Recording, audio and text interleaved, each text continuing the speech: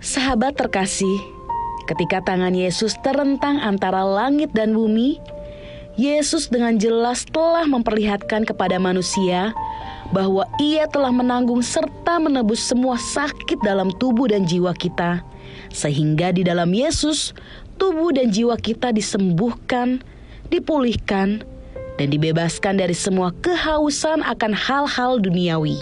Dan selalu ingatlah ketika kita menghadapi jalan buntu saat berada dalam kegelapan tanpa cahaya dan seolah-olah tidak ada jalan keluar, maka kita harus tetap mengingat, tetap berharap dan percaya bahwa Allah tidak meninggalkan kita sendirian.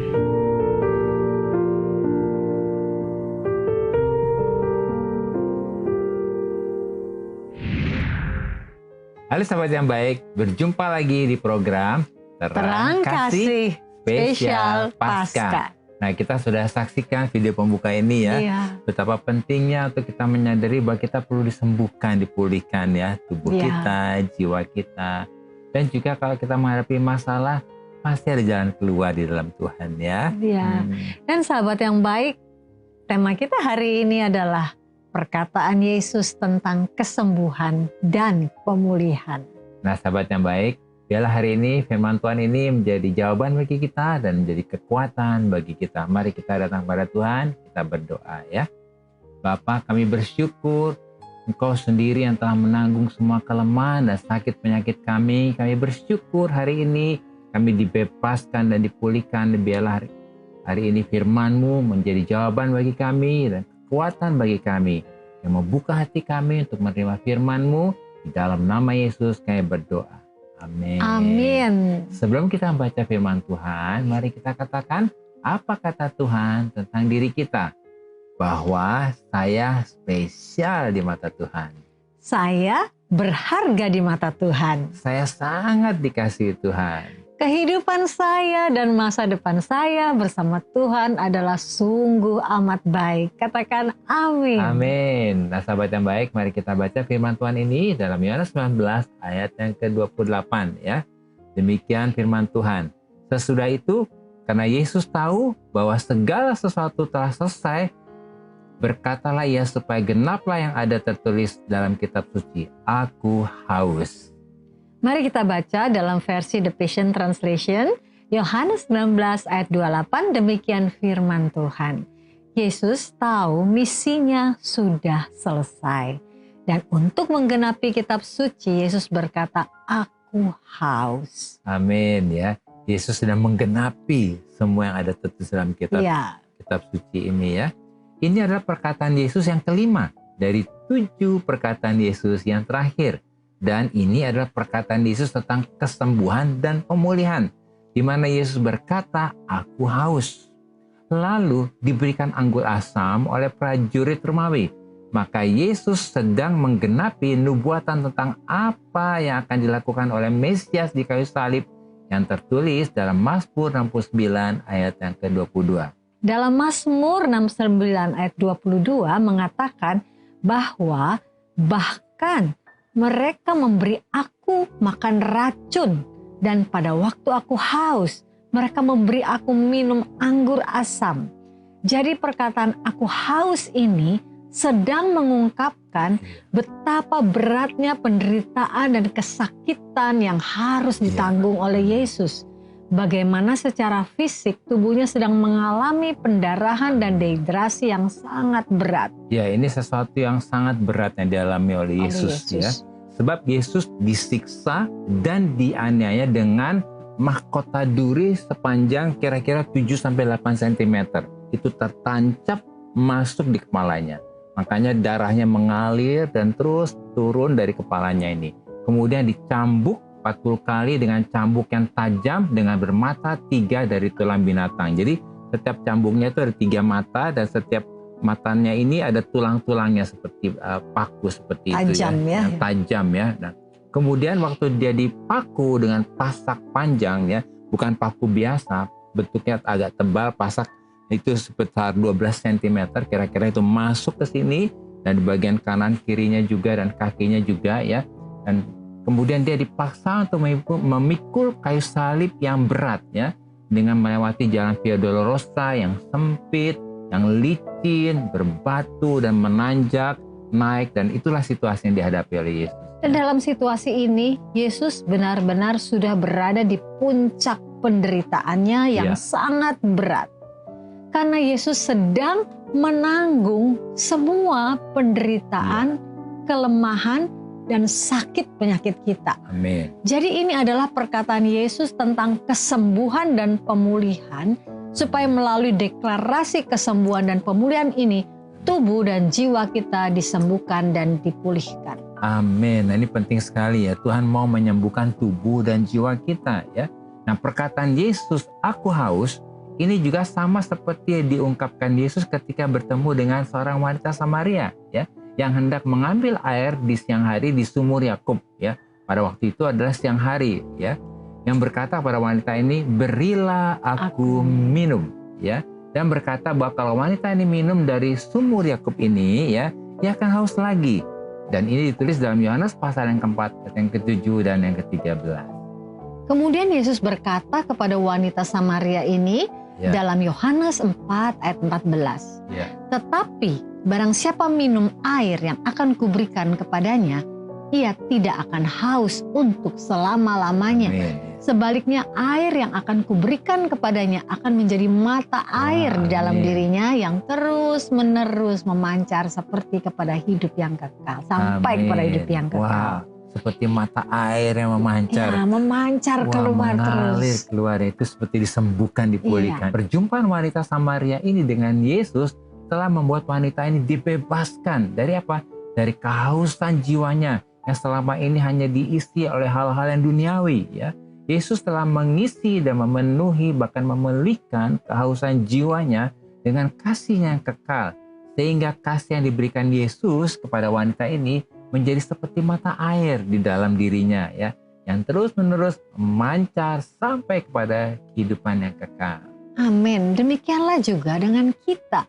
Melalui perkataan Yesus tentang kesembuhan dan pemulihan yang berkata, aku haus, maka Yesus telah menanggung dan menebus semua sakit dalam tubuh dan jiwa kita. Amen. Sehingga di dalam Yesus, tubuh dan jiwa kita disembuhkan, dipulihkan, dan dibebaskan dari semua kehausan akan hal-hal yang duniawi. Maka kasih-Nya yang kekal itu yang memenuhi kita. Amin. Kasih-Nya yang kekal yang memenuhi kita. Amin. Nah, sahabat yang baik, mari kita baca firman Tuhan ini dalam Yohanes pasal yang keempat ayat 16 sampai 18. Demikian firman Tuhan.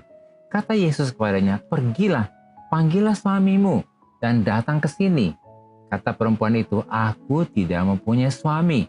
Kata Yesus kepadanya, tepat katamu, bahwa engkau tidak mempunyai suami, sebab engkau sudah mempunyai 5 suami, dan yang ada sekarang padamu bukanlah suamimu. Dalam hal ini engkau berkata benar. Amin. Nah, sahabat yang baik, wanita Samaria yang mempunyai 5 suami dan 1 pria tidak menikah ini juga menggambarkan sebagai kita, gerejanya Tuhan, yang selalu dan terbiasa dipuaskan oleh 5 indera kita, yaitu oleh mata kita, telinga, hidung, lidah, dan kulit kita. Dan yang keenam adalah angka manusia, yaitu kita dipuaskan oleh ego dan kedagingan kita, sehingga kehausan kita dipuaskan dari keenam hal ini. Ya, seringkali kita dipuaskan oleh hal-hal yang duniawi ini, kehausan kita ya. Nah, puji Tuhan yang ke-7 bertemu dengan Yesus, di mana angka 7 artinya adalah angka yang sempurna ya. Maka wanita Samaria ini dipulihkan tubuh dan jiwanya dari kehausan yang duniawi ini. Demikian juga dengan kita. Yesus sudah mengisi dan memenuhi hati kita dengan apa, saudara? Dengan kasih-Nya yang kekal itu.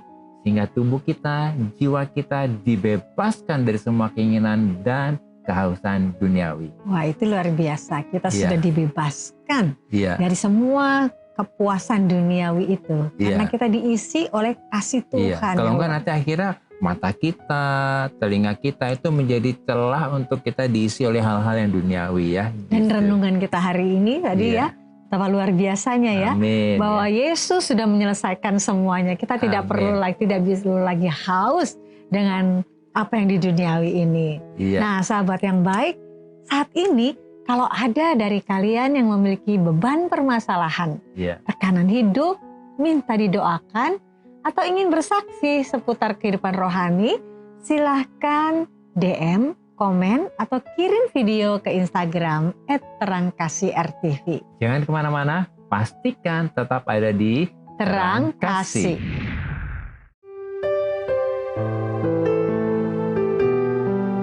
Sahabat yang baik, saya akan membacakan renungan firman Tuhan untuk terang hari ini.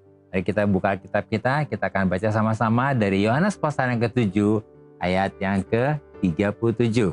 Demikian firman Tuhan. Dan pada hari terakhir, yaitu pada puncak perayaan itu, Yesus berdiri dan berseru, "Barang siapa haus, baiklah ia datang kepadaku dan minum." Sahabat yang baik, Yesus adalah sumber segala-galanya. Dia sumber kasih, damai sejahtera, sukacita, hikmat, dan segala sesuatu yang menjadi kebutuhan roh, jiwa, dan tubuh kita. Sehingga roh dan jiwa dan tubuh kita hanya dipuaskan oleh kasih-Nya yang tidak terbatas dan yang kekal. Semua yang dari dunia tidak akan dapat mengisi, memenuhi, dan memuaskan roh, jiwa, dan tubuh kita. Sebab kehausan roh, jiwa, dan tubuh kita tidak akan bisa diisi, dipenuhi, dan dipuaskan dengan segala sesuatu yang duniawi. Semua itu hanya terbatas. Kebutuhan dan kehausan dari roh, jiwa, dan tubuh kita hanya bisa diisi dan dipenuhi, bahkan dipuaskan oleh kasih-Nya yang tidak terbatas, kasih-Nya yang kekal. Oleh karena itu, apabila roh, jiwa, tubuh kita haus, mari kita datang kepada Dia dan minum. Artinya kita tinggal buka hati kita dan menerima kasih-Nya dengan melimpah ke dalam hidup kita. Tuhan memberkati.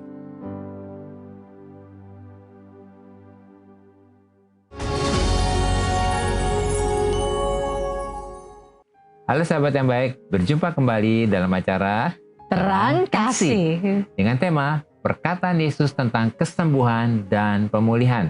Nah sahabat yang baik, ada beberapa DM yang masuk. Kita akan baca salah satunya dari @alex.a_05. Kita akan baca ya.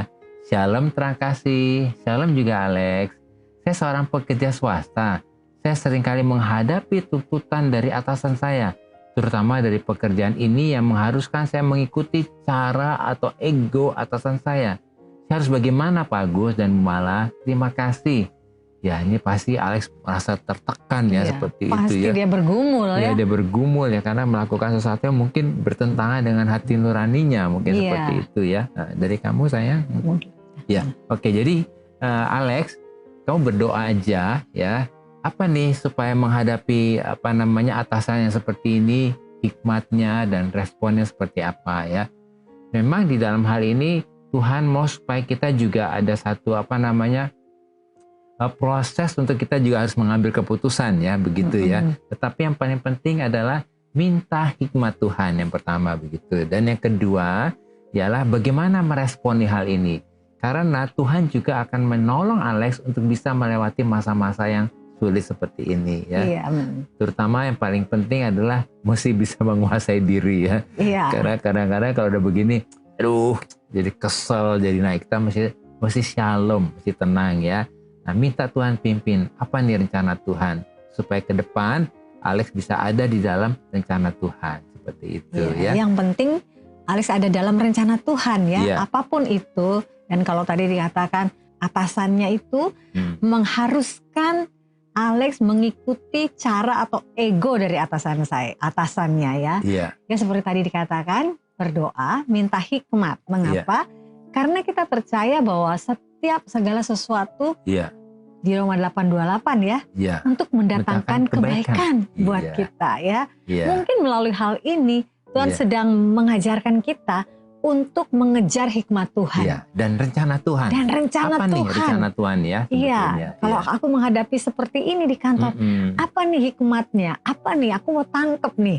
Iya. Apa sebetulnya yang Tuhan mau? Di balik semua ini Di balik apa semua nih? ini Iya. dan apa yang menjadi rencana Tuhan dan apa yang menjadi keputusan Tuhan di dalam menghadapi situasi yang Iya. seperti ini. Jadi makin lama makin Iya. makin dekat dengan Tuhan Iya. dan peka akan pimpinan Tuhan. Luar Amin. biasa ya. Alex berdoa ya supaya kita mengambil keputusan dengan bijaksana dan di dalam pimpinan Tuhan. Jadi kita berdoa ya. Dan tentunya sahabat yang baik yang menghadapi situasi seperti ini, aduh gimana nih responnya? Boleh nggak kita berdoa, kita bawa kepada Tuhan. Karena Tuhan adalah Allah yang baik yang akan memimpin dan menolong kita keluar dari situasi seperti ini. Dan ya. memberi kita hikmat. Ya, itu Hikmat itu yang penting. luar biasa yang dari Tuhan. Ya. Sekalipun mungkin kita dipaksa untuk mengikuti atau ego daripada atasan kita. Tetapi Allah kita adalah Allah yang luar biasa. Menjaga kita ya. Dia menjaga kita dan memberikan kita jalan keluar dengan hikmat yang daripada Tuhan. Amin. Yuk kita berdoa ya.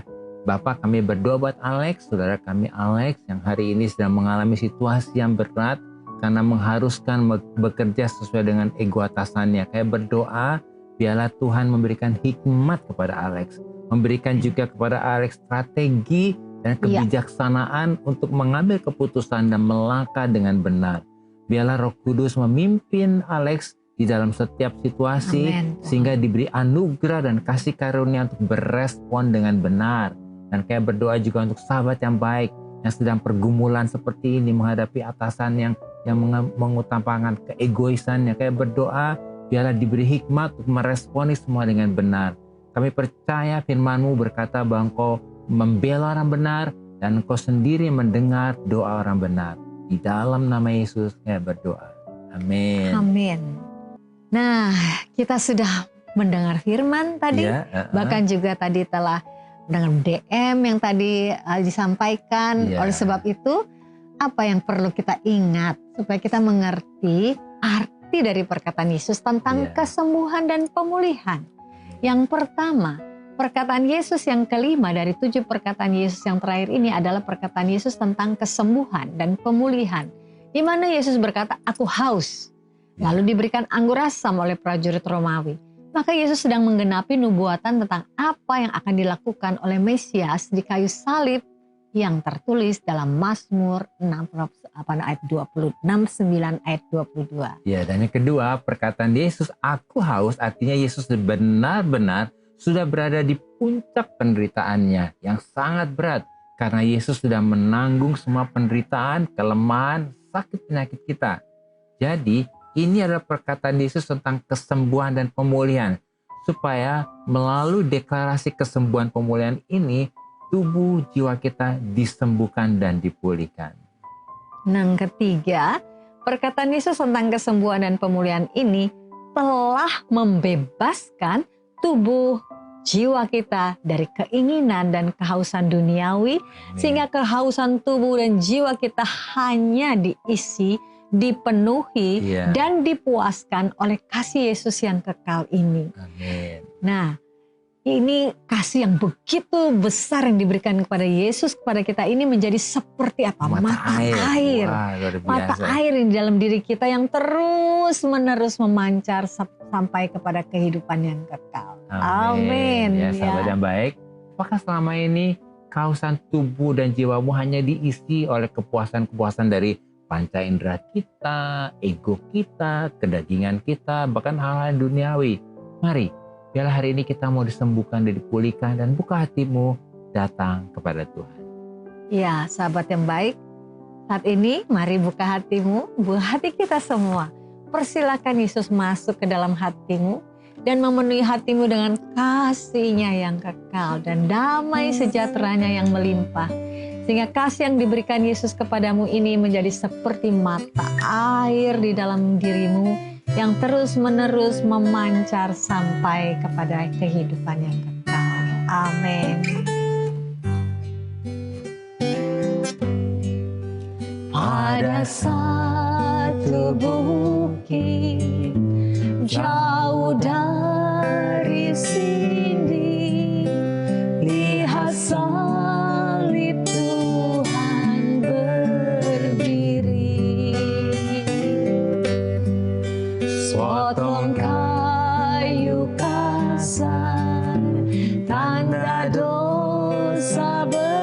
besar.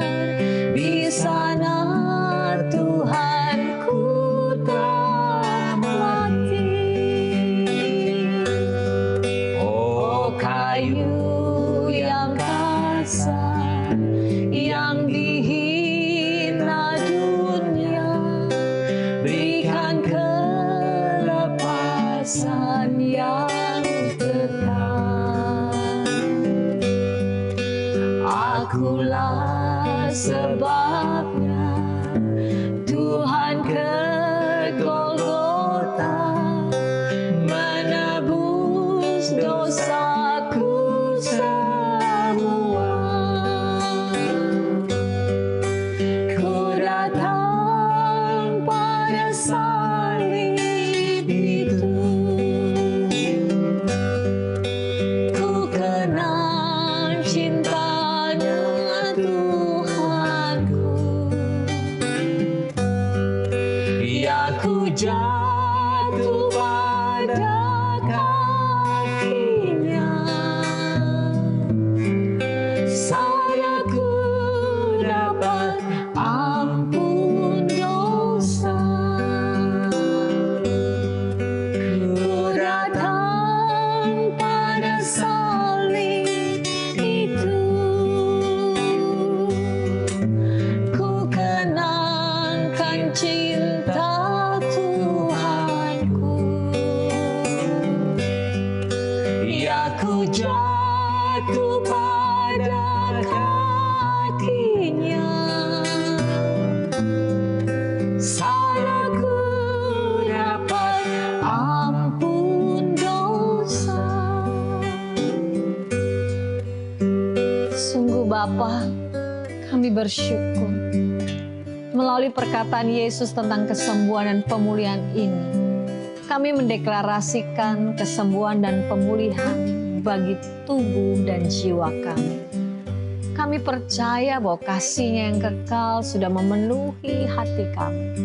Dan segala penderitaan dan kelemahan sakit penyakit tidak lagi berkuasa atas tubuh dan jiwa kami. Dalam nama Yesus. Amin. Terima kasih sahabat yang baik sudah setia menyaksikan program Terang Kasih. Dan sahabat yang baik, jika ada dari saudara yang memiliki beban permasalahan tekanan hidup, minta didoakan, atau ingin bersaksi seputar kehidupan rohani, silahkan DM, komen, atau kirim video ke Instagram @terangkasih_rtv. Sampai jumpa kembali di episode selanjutnya. Tuhan memberkati.